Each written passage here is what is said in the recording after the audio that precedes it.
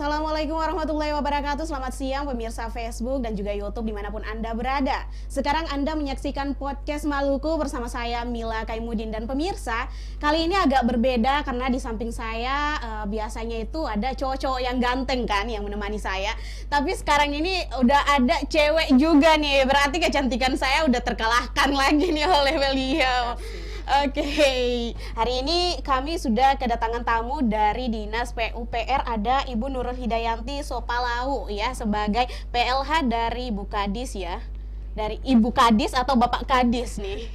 Bapak Kadis. Bapak Kadis PUPR Provinsi Maluku. Baik, kita sapa dulu. Assalamualaikum warahmatullahi wabarakatuh. Selamat siang Ibu. Waalaikumsalam warahmatullahi wabarakatuh dan selamat siang. Oke, kabarnya gimana nih di awal tahun? Apakah sibuk banget gitu nggak sih? Alhamdulillah, seperti biasa awal tahun tentunya kami persiapan untuk pelaksanaan kegiatan. Sibuk-sibuk juga. Sibuk-sibuk juga. Tapi Ibu kesini udah tahu dong tema kita hari ini tentang apa? Kalau nggak salah visi-visi Bapak Gubernur terkait dengan kemiskinan ya. Benar sekali nih. Jadi kita kali ini mau membahas program-programnya dulu nih, program-program dari Bapak Gubernur Maluku pada 4 tahun terakhir ini nih. Nah, kira-kira di Dinas PUPR sendiri program-programnya apa-apa saja gitu. Tapi sebelum kita masuk ke sana dulu nih, saya mau tanya, Ibu nih asli mana gitu? Saya asli dari Pulau Ambon sini, dari Jasira Lehitu, Negeri Lima. Ibu saya dari Pulau Haruko, Negeri Oripelau. Oh, Negeri Oripelau. Berarti dari Negeri Lima asli. Saya Negeri Lima, Sopalau itu dari Negeri Lima. Sopalau dari Negeri Lima, luar biasa banget ya. Di Dinas PUPR sendiri sudah berapa tahun kira-kira? Sudah 20 tahun 2 bulan. 20 tahun 2 bulan, lama sekali ya pemirsa ya. Dan kalau untuk menjadi sekretaris dari Bapak Kadis PUPR Provinsi Maluku sendiri sudah berapa tahun? Sekretaris saya sudah 1 tahun lebih. Jadi ada beberapa jabatan memang yang kita embat. Sebagai sekretaris definitif itu sudah hampir 1 tahun. Dari Agustus. Dari Agustus. Oke, berarti udah mau masuk 1 tahun. Memang kalau kita lihat dari segi untuk menjadi sekretaris Bapak Kadis sendiri itu mungkin masih awal dan masih terbilang baru juga kan ya. Tapi beliau sendiri adalah orang yang sudah lama banget, bayangkan 20 tahun lebih di Dinas PUPR Provinsi Maluku sendiri ya kan, berarti udah punya banyak sekali pengalaman di sana dan tentunya pasti beliau tahu tentang program-program dari Bapak Gubernur Maluku sendiri nih. Nah, kalau programnya salah satunya tuh program apa sih yang sudah terjalankan oleh Bapak Gubernur Maluku sendiri khususnya di Dinas PUPR Provinsi Maluku? Banyak sekali program. Jadi sebelumnya saya informasikan bahwa Kepala Dinas PUPR Provinsi Maluku itu Bapak Dr. Muhammad Marasabesi STMTek yang saat ini menjabat sebagai penjabat Bupati Maluku Tengah. Oleh karena itu saya selaku Sekretaris Dinas Pekerjaan Umum Provinsi Maluku dipercayakan oleh Bapak Gubernur selaku PLH dari Dinas Pekerjaan Umum Provinsi Maluku. Nah, program di Dinas Pekerjaan Umum Provinsi Maluku kami punya 3 bidang fisik. Itu ada bidang sumber daya air, kegiatannya itu berupa talut pengaman banjir, itu talut sungai, talut pantai, bendungan, irigasi dan lain sebagainya. Kemudian yang kedua itu ada bidang bina marga, itu terkait dengan penanganan jalan, konektivitas jalan di seluruh Provinsi Maluku, kemudian pengaman badan jalan, pemeliharaan rutin berkala dan yang ketiga adalah bidang cipta karya, itu kaitannya dengan penataan kawasan, kemudian berupa jalan produksi, jalan-jalan lingkungan, penyediaan air bersih, sanitasi, drainase, dan lain-lain sebagainya. Nah, dalam masa jabatan 4 tahun Bapak Gubernur ini sudah begitu banyak sekali yang kami tangani kaitannya dengan penuntasan kemiskinan. Semua sektor dari bidang sumber daya air, bina marga maupun bidang cipta karya itu terkait dengan kemiskinan berupa konektivitas menghubungkan antar wilayah, penyediaan air baku atau bendungan, irigasi untuk peningkatan pangan, dan kemudian penataan kawasan, penyediaan air bersih maupun itu pada hidran umum ataupun sampai ke sambungan-sambungan rumah. Luar biasa. Berarti ini yang dilakukan udah di mana saja? Contohnya kayak pembuatan talut atau bendungan dan lain sebagainya, itu sudah di wilayah-wilayah mana saja nih kira-kira? Penanganan infrastruktur Dinas PUPR itu pada 11 kabupaten kota di Provinsi Maluku.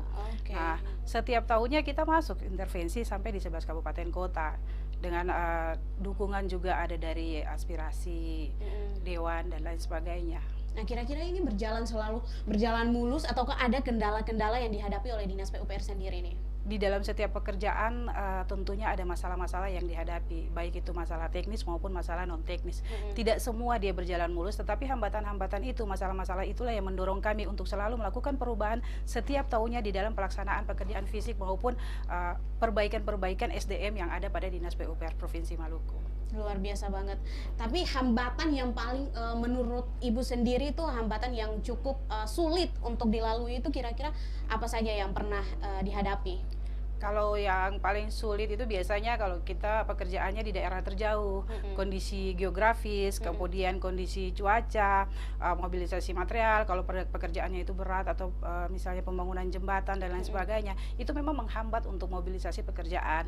Tetapi yang selama pekerjaan itu masih kayak masih di lingkup keciptakaryaan, materialnya masih ada, itu masih bisa kita jangkau. Tetapi kalau yang besar kayak jembatan atau jalan-jalan hot mix yang memang materialnya didatangkan dari luar, lokasi yang sangat jauh, itu sedikit menghambat pelaksanaan pekerjaan, baik itu waktu maupun mutu kualitas tentunya. Oke, nah kira-kira untuk program inovasi dari PUPR sendiri itu apa kira-kira? Kalau inovasi dari PUPR sendiri ada salah satunya itu kita inovasi Kalesang Negeri 11 September Murad Ismail, dukungan Bapak Gubernur itu inovasi lingkungan. Kita melakukan kebersihan lingkungan itu di 5 sungai besar yang ada di Provinsi Maluku, kawasan pantai, 5 sungai besar di Kota Ambon, kemudian yang ada di Provinsi Maluku juga di 11 kabupaten kota serentak kita melakukan kebersihan lingkungan. Itu udah dilakukan sejak tahun berapa sih kira-kira? Itu sudah sejak tahun 2020. 2020, berarti sudah berapa tahun nih? 3 tahun lebih sudah ya? Masuk 3 tahun lebih. Kita juga untuk inovasi lingkungan ini kita dapat dukungan juga dari komunitas-komunitas lingkungan. Jadi bekerja sama dengan komunitas lingkungan, TNI Polri, masyarakat. Jadi inovasi lingkungan yang bekerja sama dengan semua unsur. Oke, jadi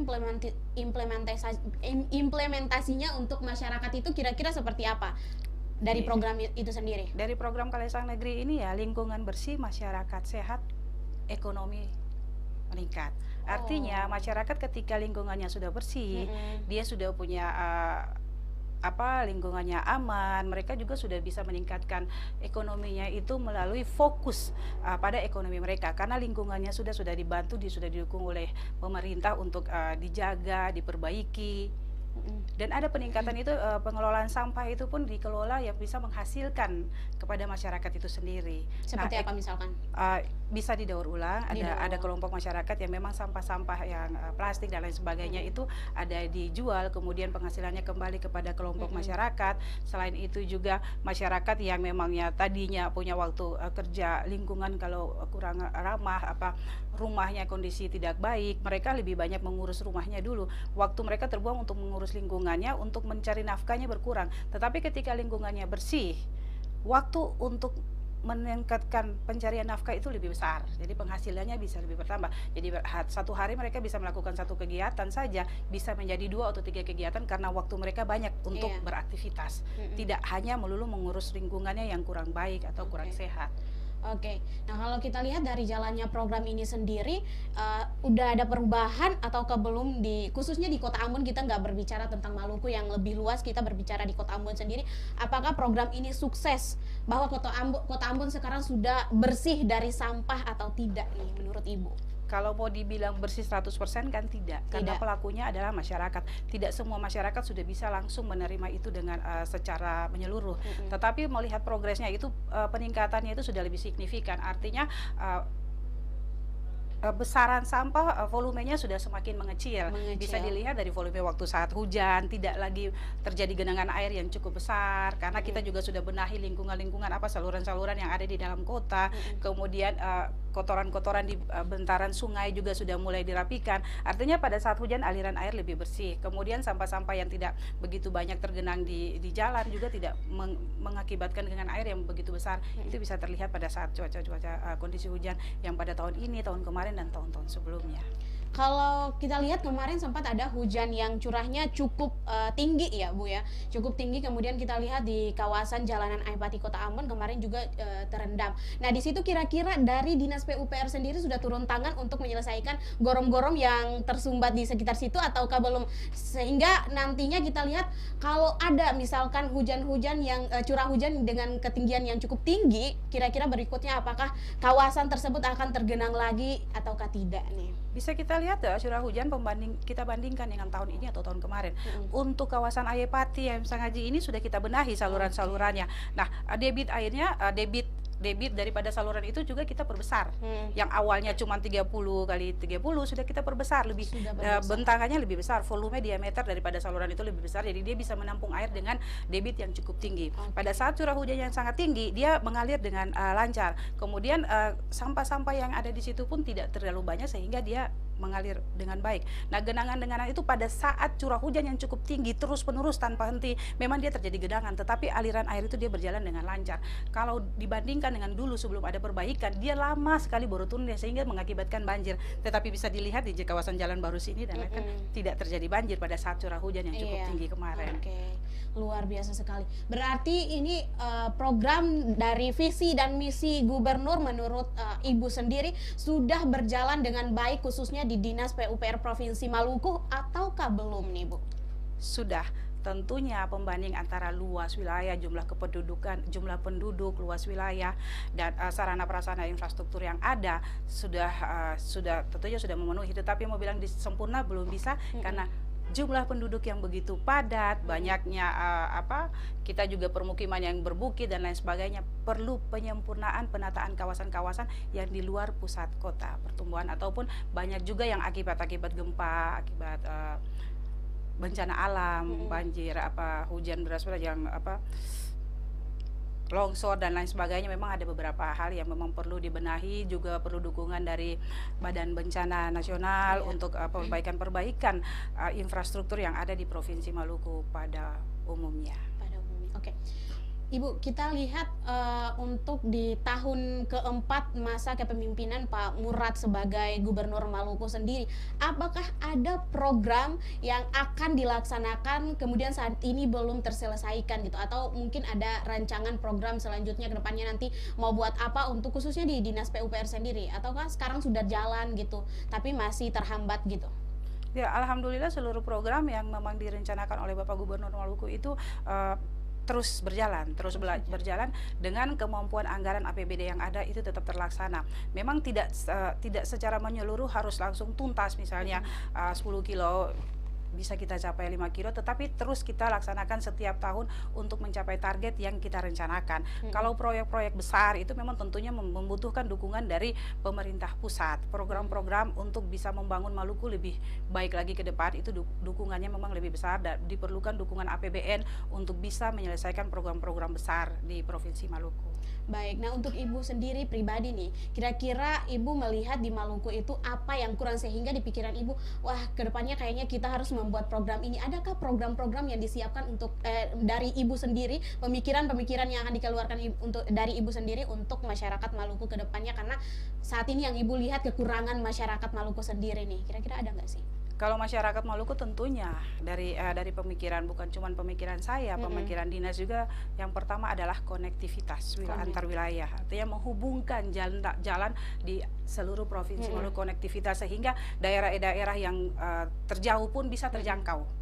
Masyarakat akhirnya bisa menerima ilmu, bisa menerima informasi dengan baik ketika konektivitas itu terhubung.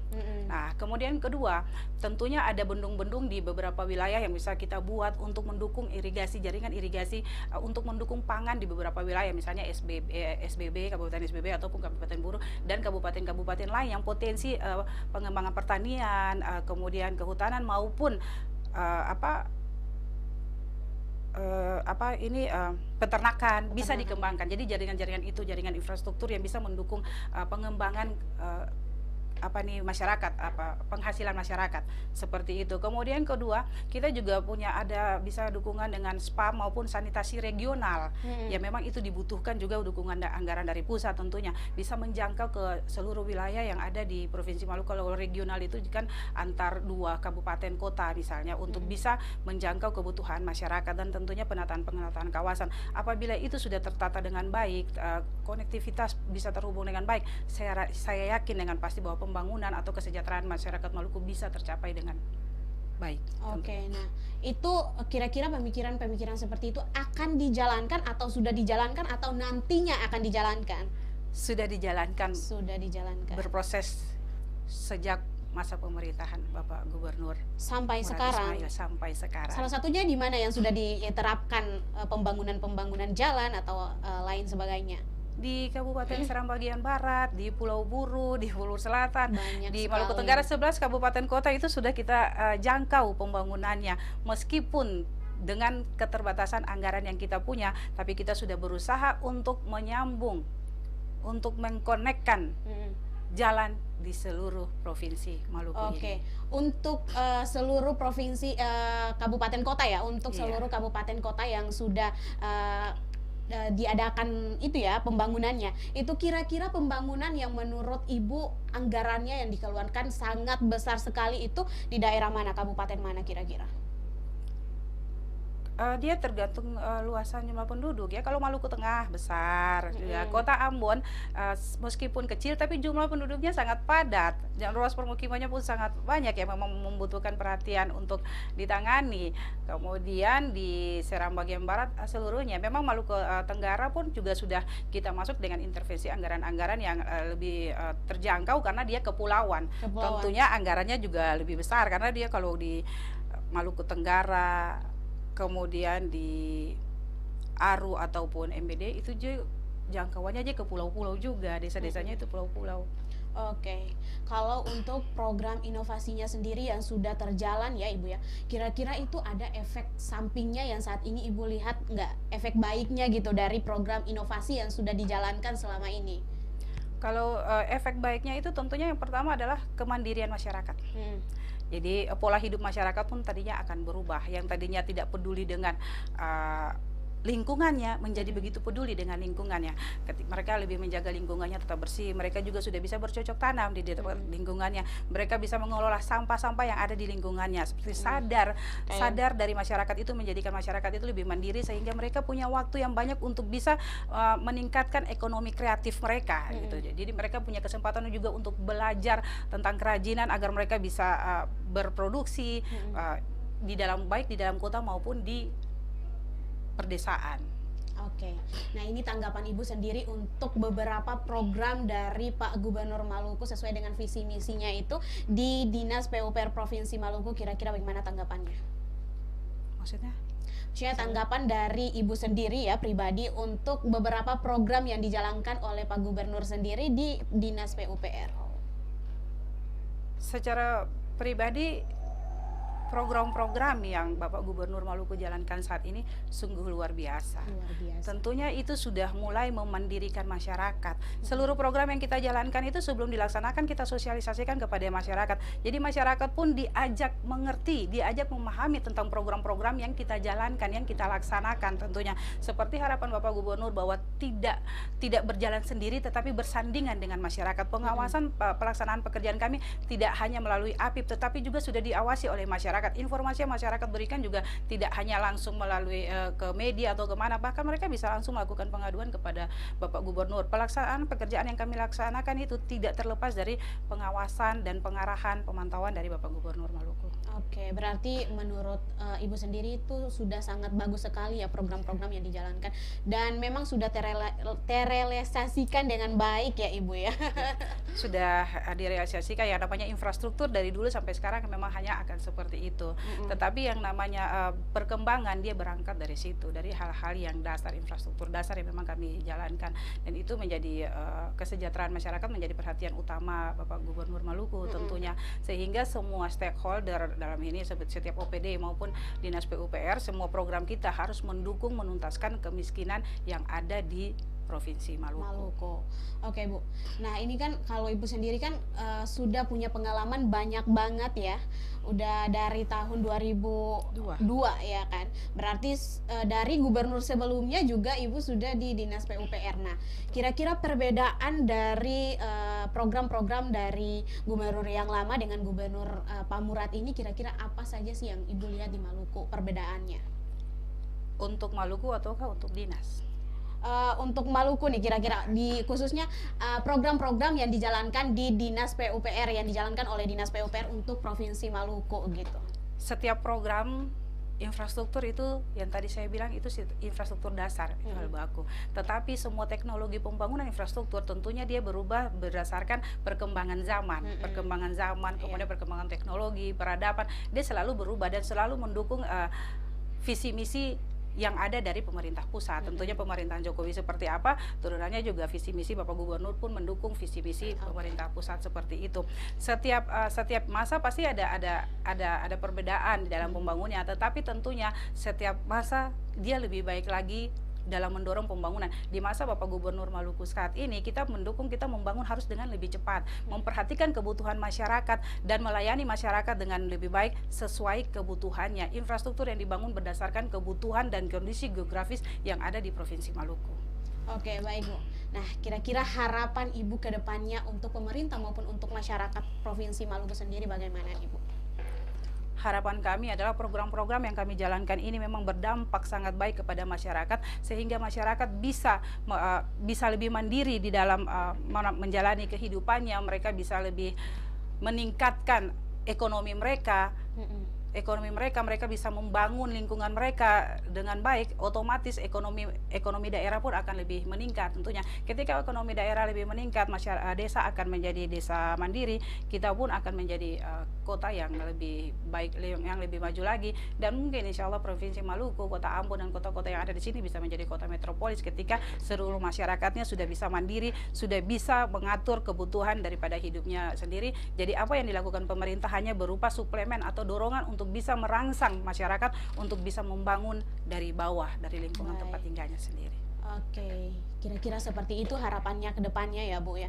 Nah berarti kesimpulannya program dari visi dan misi Gubernur Maluku di tahun keempat ini sudah berjalan dengan baik khususnya di Dinas PUPR Provinsi Maluku sendiri. Baik pemirsa dan juga Ibu, terima kasih sudah menyempatkan waktu bersama kami di podcast Maluku, datang ke sini walaupun di sela-sela aktivitasnya yang cukup padat juga ya Bu ya. Terima kasih banget. Dan terima kasih juga kepada pemirsa yang sudah bersama kami di podcast Maluku. Saya Mila Kaimudin yang punya tugas hari ini. Saya pamit undur diri. Wassalamualaikum warahmatullahi wabarakatuh. Selamat siang dan sampai jumpa.